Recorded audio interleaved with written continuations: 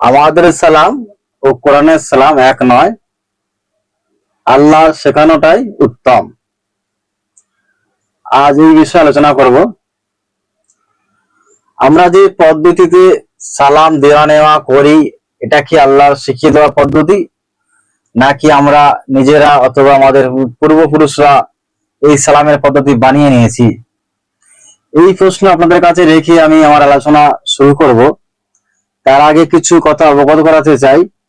হয়তো আমার কথা সালামের যে পদ্ধতি আপনারা মানছেন বা পৃথিবীবাসী মানছেন তার বিপক্ষে যেতে পারে। সেজন্য আপনাদের অনুরোধ করব, আমার বিষয়ে কোনো মন্তব্য বা কোনো পদক্ষেপ নেওয়ার আগে যাচাই বাছাই করে দেখবেন যে আমি ঠিক বলছি কি না। আজকে আমি যা বলবো তা নিজের কথা বলবো না, সম্পূর্ণটাই কোরআন থেকেই বলবো। সেগুলো কোরআনের রেফারেন্স সহ দলিল ভিত্তিক কথাই বলবো, কেননা পৃথিবীর বুকে সর্বশ্রেষ্ঠ গ্রন্থ আল্লাহর পক্ষ থেকে পাঠানো উপদেশ বাণী, যা নির্ভুল, সন্দেহমুক্ত, সাদৃশ্যপূর্ণ, পরিপূর্ণ, স্পষ্ট, বিস্তারিত, ব্যাখ্যাকৃত, এক কথায় সমস্ত রকম ভালো গুণ এই আল্লাহর কোরআন নামক গ্রন্থে বিদ্যমান দেখা যায়। আমি সেই কথা থেকে আপনাদের সামনে কথা বলতে চাই। তারপরেও যদি আপনাদের মনে হয় যে আমি ভুল বলছি, তাহলে দয়া করে জানাবেন, আমি সংশোধন করে নেব, প্রয়োজনে ভিডিও তুলে নেব। তবে হ্যাঁ, আপনাদের এই কোরআন থেকেই প্রমাণ করতে হবে যে আমি ভুল বলছি। তো আসুন এক এক করে দেখবো আমরা যে কিভাবে সালাম দিতে হবে, কিভাবে সালাম নিতে হবে, কাদেরকে সালাম দিতে হবে কিভাবে, সেটা আল্লাহ তার কোরআনের মধ্যে কি বলেছেন সেটাই আমরা দেখব।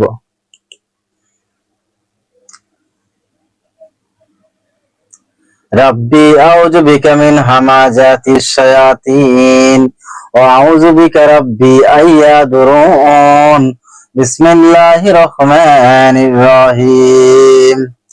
وَإِذَا ذَاكَ الَّذِينَ يُؤْمِنُونَ بِآيَاتِنَا فَقُلْ سَلَامٌ عَلَيْكُمْ كَتَبَ رَبُّكُمْ عَلَى نَفْسِهِ الرَّحْمَةَ أَنَّهُ مَنْ عَمِلَ مِنكُمْ سُوءًا بِجَهَالَةٍ ثُمَّ تَابَ مِنْ بَعْدِهِ وَأَصْلَحَ فَإِنَّهُ غَفُورٌ رَحِيمٌ। সমস্ত প্রশংসা সেই মহান রব্বুল আলামিনের দরবারে, যিনি আমাদের প্রতি দয়া করে, করুণা করে তার পক্ষ থেকে তার বাণীর কিতাব তথা তার হাদিস গ্রন্থ আমাদের কাছে নাজিল করেছেন। সেজন্য তাকে জানাই আবারও আলহামদুলিল্লাহ। এবং যে সমস্ত রাসূলগণ তার এই মহামূল্যবান বাণী আমাদের কাছে পৌঁছে দিয়েছেন, সে সমস্ত রাসূলগণকে জানাই সালামুন আলাল মুরসালিন। আজকে যে আমি আয়াত তেলাওয়াত করেছি সূরা আল আনাম 6 নম্বর সূরা, এটি 6 নম্বর সূরার 54 নম্বর আয়াত। এখানে আল্লাহ বলছেন, আর যারা আমার আয়াতসমূহের উপর ঈমান আনে তারা যখন তোমার কাছে আসে তখন তুমি বলো, তোমাদের উপর সালাম, তোমাদের রব তার নিজের উপর লিখে দিয়েছেন দয়া। নিশ্চয়ই যে তোমাদের মধ্য থেকে না জেনে খারাপ কাজ করে তারপর তওবা করে এবং শুধরে নেয়, তবে তিনি ক্ষমাশীল, পরম দয়ালু। আল্লাহ এখানে বলছেন, একটা শর্ত রেখেছেন। আল্লাহ কি শর্ত রেখেছেন? আর যারা আমার আয়াতসমূহের উপর ঈমান আনে। কাদের বলছেন আল্লাহ? যারা আমার আয়াতসমূহের উপর ঈমান আনে, তারা যখন, রাসূলকে বলছেন, যারা আমার আয়াতসমূহের উপর ঈমান আনে তারা যখন তোমার কাছে আসে তখন তুমি বলো, তোমাদের উপর সালাম, তোমাদের রব তার নিজের উপর লিখে দিয়েছেন, অতএব নিজের নামের সাথে লিখে দিয়েছেন রহমত, অর্থাৎ দয়া। নিশ্চয়ই যে তোমাদের মধ্য থেকে না জেনে খারাপ কাজ করে তারপর তওবা করে এবং শুধরে নেয়, তবে তিনি ক্ষমাশীল, পরম দয়ালু। তাহলে আজ আমরা প্রথমেই দেখলাম যে আল্লাহর আয়াতকে যারা বিশ্বাস করে তাদের প্রতি আল্লাহর শান্তি, দয়া বর্ষিত হয় এবং তাদের জন্য আল্লাহ লিখে রেখেছেন তার নামের সাথে দয়া লিখে রেখেছেন। তাদের জন্য যারা আল্লাহ বিশ্বাস করে। তাহলে মূল বিষয় হলো আল্লাহর আয়াতকে বিশ্বাস করতে হবে। এবং যদি না জেনে কেউ যদি খারাপ কাজ করে, তারপরে সেটা শুধরে নয়, খারাপ কাজ করে ফেললো তারপরে শুধু নিল, কিন্তু আল্লাহ তবে ক্ষমা করে দেবে। আল্লাহ পরম দয়ালু, আল্লাহ ক্ষমাশীল এবং পরম দয়ালু। তারপরে আমরা দেখবো যে এখানে আল্লাহ বলছেন যে যারা আয়াত মানে, যারা আয়াত বিশ্বাসী, তাদের উপরে সালাম। তাদেরকে আল্লাহ রসুলকে দিয়ে ঘোষণা দিয়েছেন যে তাদের উপরে সালাম। তারপর দেখবো সূরা আল কাসাস 28 নম্বর সূরা 55 নম্বর আয়াতে আল্লাহ বলছেন, আর তারা যখন অনর্থক কথাবার্তা শোনে তখন তা থেকে বিমুখ হয় এবং বলে আমাদের আমল আমাদের জন্য আর তোমাদের আমল তোমাদের জন্য, তোমাদের প্রতি সালাম, আমরা অজ্ঞদের সাহায্য চাই না। এখানে আর তারা বলতে আর তারা মানে রসুল এবং রসুলের সঙ্গীগণ কথা বলছেন আল্লাহ এখানে। আপনারা একটু বলে বুঝতে পারবেন। আল কাসাস 28 নম্বর সূরার 55 নম্বর আয়াত। আর তারা যখন অনর্থক কথাবার্তা শোনে তখন তার থেকে বিমুখ হয় এবং বলে আমাদের আমল আমাদের জন্য আর তোমাদের আমল তোমাদের জন্য, তোমাদের প্রতি সালাম, আমরা অজ্ঞদের সাহায্য চাই না। এই কথা বললেন রসুল এবং তার সাহাবীগণ। যখন এই তোমাদের উপরে সালাম বললেন, সেই কথা আল্লাহ এই কথাটা কিছু মানে ভুল ধরলেন যে এরকম বলা যাবে না। সেজন্য আল্লাহ বললেন, তারপরে সতর্ক করলেন নবীকে যে নিশ্চয়ই তুমি যাকে ভালোবাসো তাকে তুমি হেদায়েত দিতে পারবে না, বরং আল্লাহ যাকে ইচ্ছা হেদায়েত দেন, আর হেদায়েত প্রাপ্তদের ব্যাপারে তিনি ভালো জানেন। তার মানে রসুল হেদায়েত তোমার মালিক নয়, হেদায়েত দেওয়ার মালিক হলেন আল্লাহ। তার মানে অজ্ঞদের উপরে এখানে আমি বোঝাতে যাচ্ছি, আল্লাহ বোঝাতে যাচ্ছেন যে এখানে অজ্ঞদের উপরে সালাম নয়, সালাম কাদের উপরে? যারা আয়াত বিশ্বাসী, যারা জ্ঞানী, যারা বুদ্ধিমান। আল্লাহ কোরআনের পাতায় পাতায় আছে যে যারা বুদ্ধিমান তারা উপদেশ গ্রহণ করে, যারা চিন্তা করে, যারা গবেষণা করে, যারা আমার আয়াত নিয়ে ভাবে, তারা উপদেশ গ্রহণ করে, তাদের জন্য এটা উপদেশ। কোরআন তাদের জন্য সতর্ক বার্তা। বুদ্ধিমানদের জন্য আল্লাহ বহু কথা বলেছেন। আর অজ্ঞদের জন্য কিন্তু সালাম নয়, সালামুন আলাইকুম এটা নয়। অজ্ঞদের জন্য কি বলতে হবে সেটা আল্লাহ পরে বলছে, সেটা আয়াত আমি নিয়ে আসছি। আগে জানি আমরা, আগে বললাম যে যারা আয়াতের বিশ্বাস আনে তাদের প্রতি সালাম।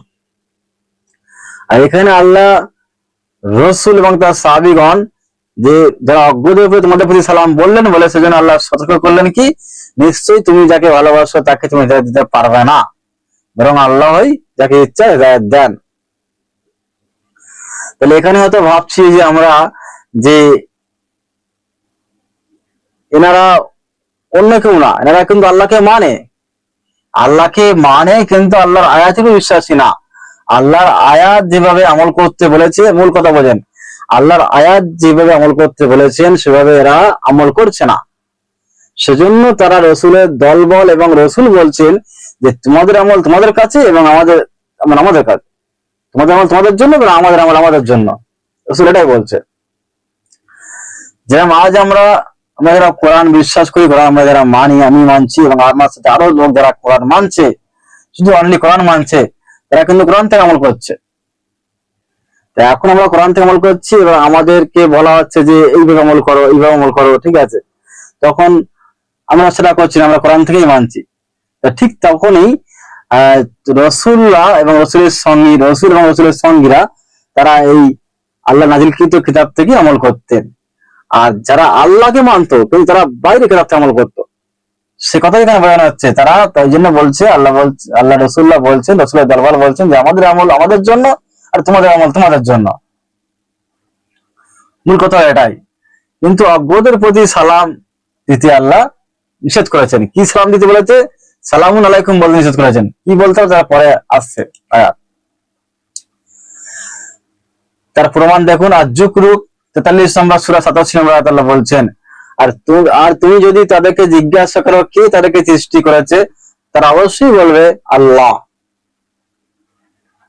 তারা বলবে অবশ্যই আল্লাহ। এখানে আরবি দেখেন, আরবি বলা হয়েছে ওয়ালাইন সাআলতাহুম মান খালাকাহুম লা ইয়াকুলুনাল্লাহু ফাআন্না ইউফাকুন। ইয়াকুলুনাল্লাহু ফাআন্না ইউফাকুন। আর তুমি যদি তাদেরকে জিজ্ঞাসা করো কে তাদেরকে সৃষ্টি করেছে, তারা অবশ্যই বলবে আল্লাহ। তুমি তারা কিভাবে বিমুখ হয়? এটা আল কাউসার আল জুকরুফ 43 নম্বর সূরার 87 নম্বর আয়াত। আল্লাহ তাদের জিজ্ঞেস করে, তারপরে আল্লাহ আমাদের সৃষ্টি করেছে, তারপরে আল্লাহর বিধান তারা মানছে না। আল্লাহ বলে তারা তবে কিভাবে বিমুখ হয়? আল্লাহ যখন সৃষ্টি করে তারা বিমুখ হয় কিভাবে? তারপরে দেখেন, তারপরে ওই আয়াতের ওই সূরার পরে আয়াতে আল্লাহ বলছেন 88 নম্বর, তখন তার রাসূল বলবে, হে আমার রব, নিশ্চয়ই এরা এমন কম যারা ঈমান আনবে না। এরা এমন কম যারা ঈমান আনবে না। রাসূল বলছে, হে আমার রব, আল্লাহকে প্রার্থনা করে বলছেন, নিশ্চয়ই এরা এমন কম যারা ঈমান আনবে না। ইন্না হাউলাই কওমুল লা ইউমিনুন। নিশ্চয়ই এরা এমন কম যারা ঈমান আনবে না। তখন আল্লাহ তার পরে আল্লাহ রাসূলের প্রার্থনা পরে কি বলছে? রাসূল কি বলছে দেখেন, অতএব তুমি তাদেরকে এড়িয়ে চলো এবং বলো সালাম, তবে তারা শীঘ্রই জানতে পারবে। তারপরে ঠিক 89 নম্বর আয়াতে আল্লাহ বলছেন, 89 আয়াতে আজ-জুকরুফে বলছেন যে তবে তুমি তাদেরকে এড়িয়ে চলো এবং বলো সালাম, তবে তারা শীঘ্রই জানতে পারবে। তার মানে যারা আল্লাহ বিশ্বাস করে যে আল্লাহ আমাদের সৃষ্টি করেছে, আল্লাহ সৃষ্টি করে যে বিশ্বাস করে, তারপরে তারা আল্লাহর বিধান উপরে ঈমান আনে না। ঈমান না আনার কারণে তার রাসূলকে আল্লাহ শেখাচ্ছেন যে তুমি তাদেরকে এড়িয়ে চলো আর তারা বলো সালাম। তারপর আরো কি হবে দেখেন এরপরে আয়াতে আল ফুরকান 25 নম্বর সূরা 63 নম্বর আল্লাহ বলছেন, আর রহমানের বান্দা তারাই যারা পৃথিবীতে নম্রভাবে চলাফেরা করে এবং অজ্ঞ লোকেরা যখন তাদেরকে সম্বোধন করে তখন তারা বলে সালাম। সম্বোধন বলে যখন তারা সালাম দেয়, তখন তাদের উত্তরে যারা মুমিন, যারা আল্লাহ রহমানের বান্দা, যারা প্রকৃত বান্দা, তারা বলে সালাম। কি বলে? শুধু সালাম বলে, সালামুন আলাইকুম না, শুধু সালাম। তারা মানে বলতে হবে, এখানে বোঝা গেল যে যারা, আমি এক এক করে ক্লিয়ার বলবো যে কিভাবে কি সালাম দিতে হবে। যারা আয়াতে বিশ্বাস করে, যারা আয়াতে বিশ্বাস করে তাদেরকে বলতে হবে সালামুন আলাইকুম। আমরা যদি এভাবে সালাম দিই না, আমরা বলি আসসালামু আলাইকুম। সে একজন থাকলেও সালামু আলাইকুম বলি এবং দুজন থাকলেও সালামু আলাইকুম বলি। আল্লাহর ভাষাটাই উত্তম, আমরা আল্লাহরটাই নেব। কিন্তু আমরা আল্লাহকে বাদ দিলাম, আল্লাহ কথাকে বাদ দিলাম, কেন জানি না কিভাবে বাদ দিলাম, কারা ভাই এই কথা বাদ দিতে বাধ্য করলো? আল্লাহ এত স্পষ্ট কোরআনের আয়াত নাযিল করলেন যে সালাম কিভাবে দিতে হবে, কাকে কিভাবে সালাম দিতে হবে, কাকে সালাম দেওয়া যাবে না, একদম স্পষ্ট বর্ণনা করলেন আল্লাহ কোরআনের আয়াতে। তারপরে আমরা কোরআনকে ভুলে গেলাম। আমরা সালাম দিই, কিভাবে সালাম দিই? যার দাড়ি, টুপি, পাঞ্জাবি, বড় জামা আছে, জুব্বা আছে, তাকে আমরা সালাম দেব। সে দেখার দরকার নেই যে সে আল্লাহর কোরআন মানে নাকি বাইরে কিতাব মানে। আল্লাহ কেন বলছেন আল্লাহ কিতাব মানতে হবে, সত্য পেয়েছেন আল্লাহ। আয়াত কি? আয়াত কোনটাকে বলে? আয়াত, এই কোরআনে আয়াত কি বলে? আয়াত। তাহলে যারা আয়াত মানে তাদেরকে সালামুন আলাইকুম বলতে হবে।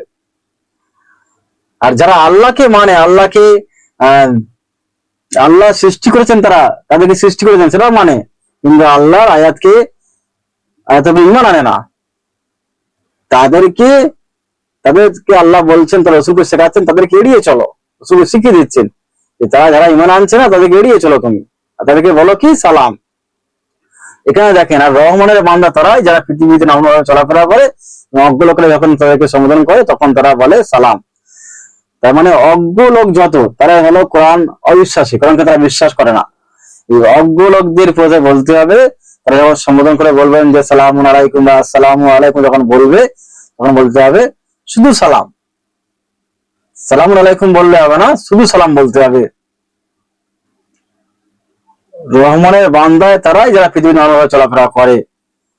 একমাত্র সালাম পাওয়ার, আল্লাহর শান্তি পাওয়ার, আল্লাহর করুণা পাওয়ার, আল্লাহর দয়া পাওয়ার যোগ্য তারাই যারা আল্লাহর আয়াতকে বিশ্বাস করে। তাহলে এটা ক্লিয়ার যে অজ্ঞ লোকদের বলতে হবে শুধু সালাম, আর যারা আয়াতে বিশ্বাস করে তাদেরকে বলতে হবে সালামুন আলাইকুম। তারপরে ইব্রাহিম নবী তার পিতার প্রতি সালাম দিয়েছেন।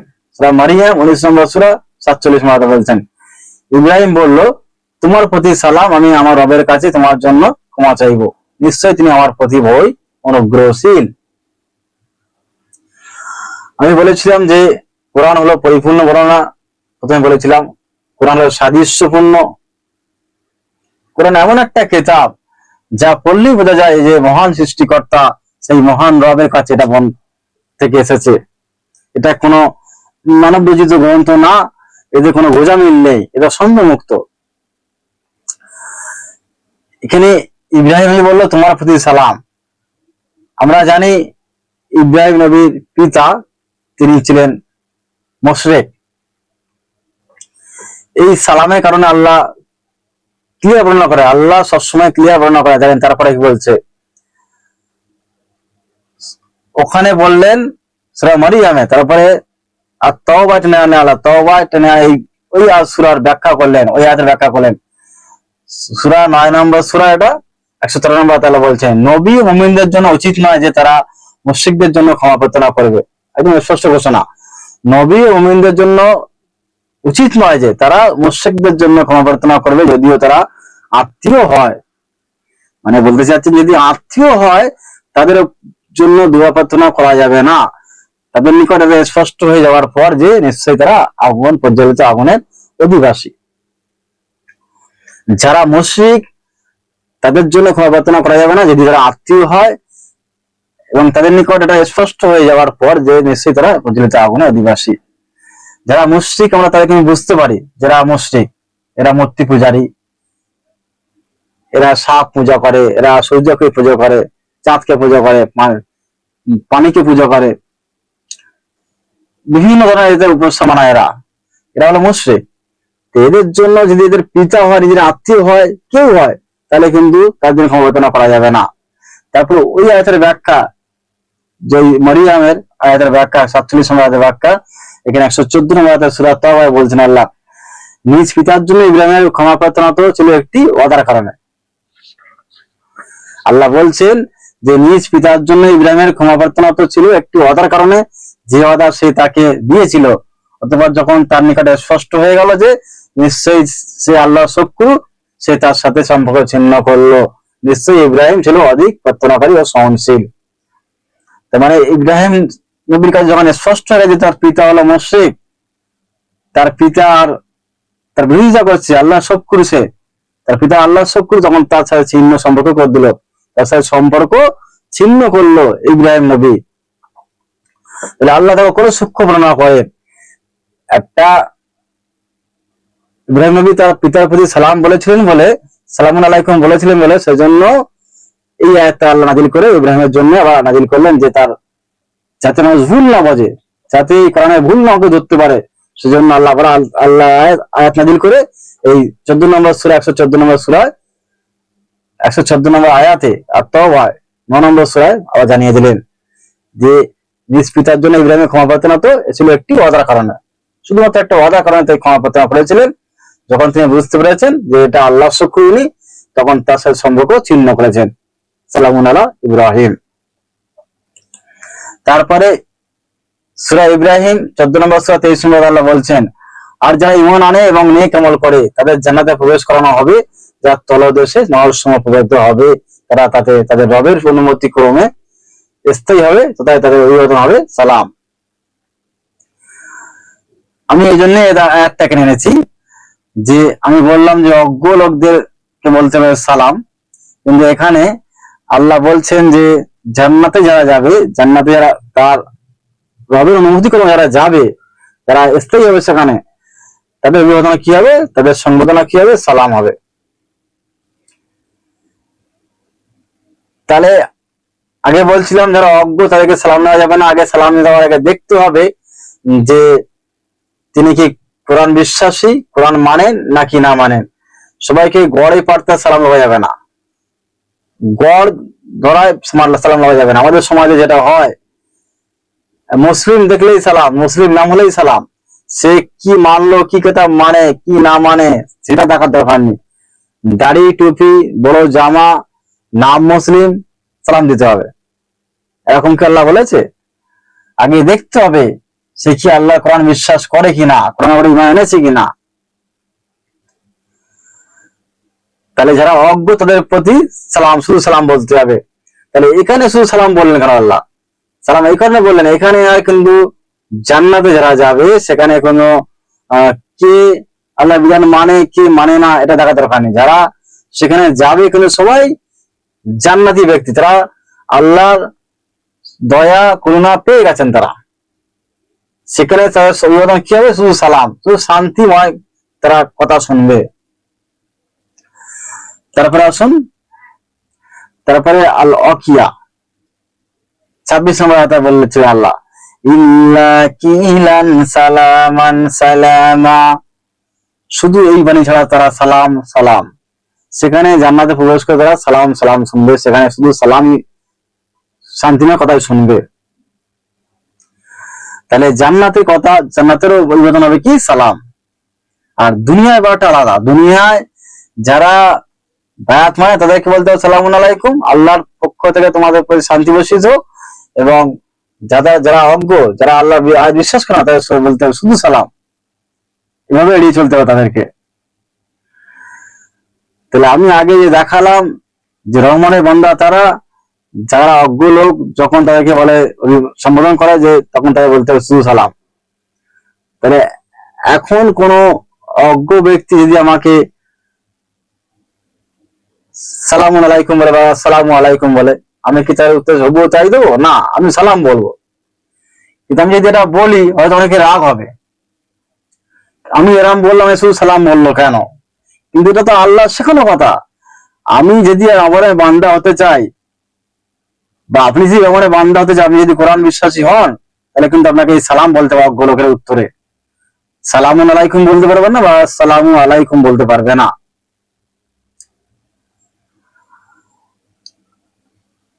আর আমরা যে সালাম নেই, যে একজন থাকলেও সালামুন আলাইকুম বলি বা আসসালামু আলাইকুম বলি, আর দুজন থাকলেও বা একাধিক ব্যক্তি থাকলেও সালামুন আলাইকুম বলি। কিন্তু কা বলতে হলো এক বচন, আর কুম বলতে হলো বহু বচন, এটা বুঝতে হবে। আমরা কিন্তু এসব নিয়ে মাথা খাটাই না।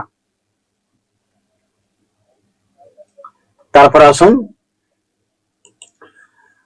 তারপরে আজ-জারিয়াত 11 নম্বর সূরা 25 নম্বর আয়াতে আল্লাহ বলছেন,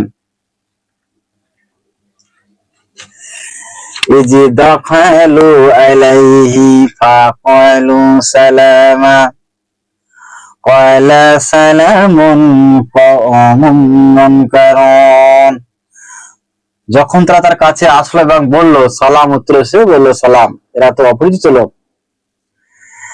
আল্লাহ একটা আয়াত নাযিল করেছেন সেই ইব্রাহিমের জন্য। এটা ইব্রাহিমের মেহমানদের, ইব্রাহিম নবীর কাছে একটি ফেরেশতা ছিল, দুটি ফেরেশতা ছিল, এবং তারা এসে বলল সালাম, উত্তরে ইব্রাহিম নবী বলল সালাম। কেন সালাম বলল? শুধু সালাম কেন বলল? দেখেন সূরা হুদ, দেখেন সূরা হুদ 11 নম্বর সূরা 69 নম্বর আয়াতে আল্লাহ বলছেন, আর অবশ্যই আমার ফেরেশতারা সুসংবাদ নিয়ে ইব্রাহিমের কাছে আসলো, তারা বলল সালাম, সে বলল সালাম। বিলম্ব না করে সে একটি ভুনা বাছুর নিয়ে আসলো। সে একটা ভুনা মাংস রান্না করে বাছুরের নিয়ে আসলো তাদের সামনে। তাহলে এই যে 11 নম্বর সূরা হুদের 69 নম্বর আয়াতের ব্যাখ্যায় আমরা যে ব্যাখ্যা খুঁজতে কোথায় না কোথায় চলে যাই, কিন্তু একটু কোরআনটা পড়লে আমরা বুঝে যাবো যে আল্লাহ কি বোঝাতে চাচ্ছেন। কিন্তু আমরা কোরআনটা পড়ি না, আমরা কোরআন পড়ি না, সেজন্য আমরা বুঝতে পারি না। এই 11 নম্বর আয়াত, 11 নম্বর সূরা হুদ 69 নম্বর আয়াতের ব্যাখ্যা 11 নম্বর সূরা আজ-জারিয়াত 25 নম্বর আয়াতে আল্লাহ বলছেন, যখন তারা তার কাছে আসলো এবং বলল সালাম, উত্তরে সে বলল সালাম। সালাম শুধু বললো কেন? তাহলে ইব্রাহিম নবী অজ্ঞ না, আর তারা ফেরেশতারা অজ্ঞ না, দুজনেই হলো, দুদলই হলো আল্লাহর অনুগত বান্দা। তাহলে বললো কেন? কেন বললো? এটাই কারণ, ভালো করে বুঝুন কথাটা, কেন কথা বললো। তাহলে আমাদের জানতে হবে, আল্লাহ দ্বারা বোঝাতে যাচ্ছে আমাদের জানতে হবে, দেখতে হবে যে কি আল্লাহর বিধান মানে। এনারা ছিল, আল্লাহ বলছেন, এরা তারপরে ব্যাখ্যা করেছে, আল্লাহ বলছে এরা তো অপরিচিত লোক, এরা তো অপরিচিত লোক, মানে একজন একদল আরেকজনকে চেনে না। ইব্রাহিম নবী তাদেরকে চেনে না, এবং ফেরেশতারা ইব্রাহিম নবীকে চেনে না, সেজন্য দুজনেই অপরিচিত, সেজন্য সালাম বলেছেন। যদি জানতো যে ইনি, ফেরেশতারা জানতো যে ইনি ইব্রাহিম নবী আল্লাহ কোরআন বিশ্বাস, আল্লাহ মানে আজ বিশ্বাস করে, তাহলে সালামুন আলাইকুম বলতো। কিন্তু তারা কি বললো? শুধু সালাম বললো। তাই না? বুঝতে হবে অজ্ঞ অপরিচিত লোককে সালাম বলতে হবে দুনিয়া, পৃথিবীতে, আখিরাতে না, জান্নাতে না, পৃথিবীতে। এবং পৃথিবীতে যারা অজ্ঞ আর যারা অপরিচিত লোক, আমি আমি জানলাম না যে ও লোকটা কেমন, ও লোকটা কি কোরআন মানে কি না মানে। যারা মানে তাদেরকে সালামুন আলাইকুম বলতে হবে, আর যারা মানে না, যারা আমি জানি না, তাই চিনি না, অপরিচিত, এখন তার সাথে পরিচয় হয়নি, হয়তো সে মানে কিন্তু অপরিচিত, সেজন্য আমাকে সালাম বলতে হবে। অ্যাডভান্স বলা যাবে না যে সালামুন আলাইকুম। কেন? রসুল বলেছিল বলে রসুলকে নিষেধ করেছিল, রসুল এবং রসুলের সাথীগণ বলেছিল বলে নিষেধ করেছিল যে হেদায়েত দেওয়ার মালিক তুমি না, হেদায়েত দেওয়ার মালিক আমি। তাহলে আমরা বুঝলাম এই পর্যন্ত যে কাকে কিভাবে সালাম দিতে হবে। আমরা যে সালাম, যে গড় পাড়তায় দিই, একেবারে সবাইকে সালাম দিই, লেবাস দেখে সালাম দেই বা নাম দেখে সালাম দেই, এটা দেওয়া যাবে না।